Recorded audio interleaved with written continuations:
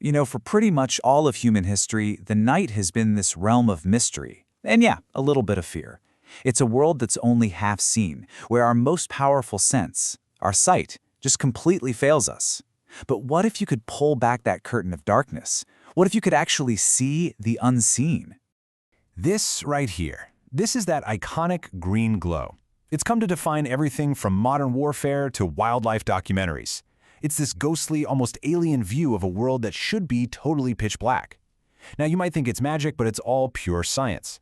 So the real question is, how do we make the invisible visible? Okay, so let's just break it down. At its very core, night vision is just what it sounds like, the ability to see when there's very little light. It doesn't matter if you're a cat sneaking around a backyard or a pilot landing on a dark runway, you're using some kind of night vision. To really get how the solution works, we've got to understand the problem first. Why are our human eyes so, well, terrible in the dark? It turns out our vision is limited in two really fundamental ways. First off, we are basically blind to almost the entire universe of light. What you're looking at is the electromagnetic spectrum. And see that tiny, colorful little sliver? Yeah, that's it. That's all we can see. Everything else, radio waves, microwaves, infrared, is totally invisible to our naked eyes.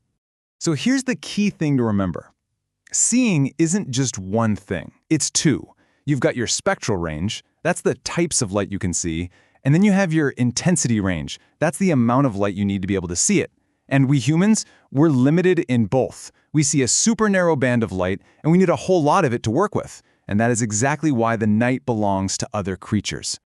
Right, so while we're bumping into furniture in the dark, a huge part of the animal kingdom is just cruising around like it's daytime. They've had millions of years of evolution to perfect their own biological night vision, and believe me, they have some incredible tricks up their sleeves. So, what's their secret weapon? It's this amazing thing called the tapetum lucidum. It's basically a biological mirror that sits at the back of the eye. Light comes in, passes through the light-sensing cells of the retina, hits this mirror, and then gets reflected back through those same cells, giving them a second chance to catch every last little bit of light. This is what causes that spooky eye shine you see in a cat or a dog at night. It's so effective, we actually copied the principle for things like road signs and safety vests.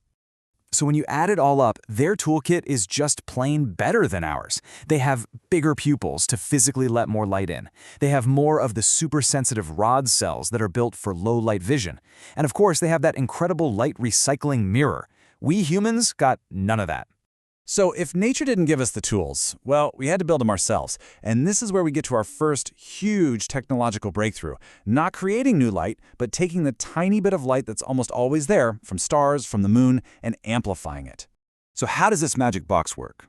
Well, think of it like a photocopier, but for light. First, those few available photons of light come in and hit a special surface called the photocathode. For every photon that hits it, an electron pops out.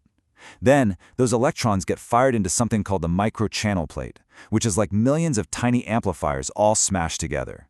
One electron goes in, thousands come out. Finally, that huge cascade of electrons slams into a phosphor screen, which glows brightly wherever it gets hit, and boom, you've got your bright green image. And that, of course, brings us to the famous green color. So why green? It's not an accident at all. The phosphor screen is specifically designed to glow at the precise shade of green that our eyes are most sensitive to. It lets our brains see the most detail possible without getting fatigued. Pretty clever, right? Image intensification is absolutely incredible, but it does have one big weakness. It still needs some light to amplify. So what happens when there's none at all? Seriously, think about a sealed room with no windows, or a cave deep underground. In complete and total darkness, an image intensifier is just as blind as you are.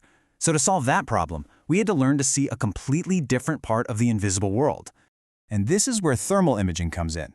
This tech doesn't care about light one bit. Instead, it sees infrared radiation, in other words, heat. See, everything that has a temperature above absolute zero gives off heat, and a thermal imager creates a picture based on those temperature differences. That's why a warm person just glows against a cool background. And hey, here's a quick mythbuster for you. Unlike what you see in the movies, thermal imagers absolutely cannot see through walls. They can't even see through a pane of glass, because glass actually blocks that kind of radiation.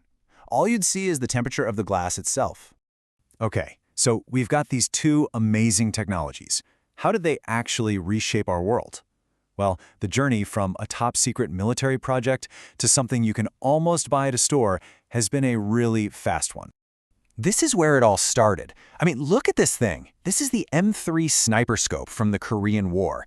It was an active system, which means it had its own invisible infrared flashlight. It was huge, it was heavy, and it needed a massive battery pack you had to carry on your back. And now, look at this. The technology has become so small, so lightweight, and so powerful that you can mount it on a helmet. It's given soldiers and pilots this unbelievable advantage that has completely transformed what's possible at night. And its use has totally exploded, far beyond the battlefield. Today, law enforcement uses it for surveillance. Wildlife biologists use it to watch animals at night without bothering them. Pilots use it to land safely when they can't see a thing. It's even starting to show up in high-end cars to help you spot a deer on the road at night. So we went from a biological flaw, being scared of the dark, to developing a technological superpower. We've effectively conquered the night. We've figured out how to amplify the faintest starlight and how to see the invisible glow of heat itself. It really makes you wonder, now that we've unlocked this hidden world, what other parts of reality are still out there, just waiting for us to see them?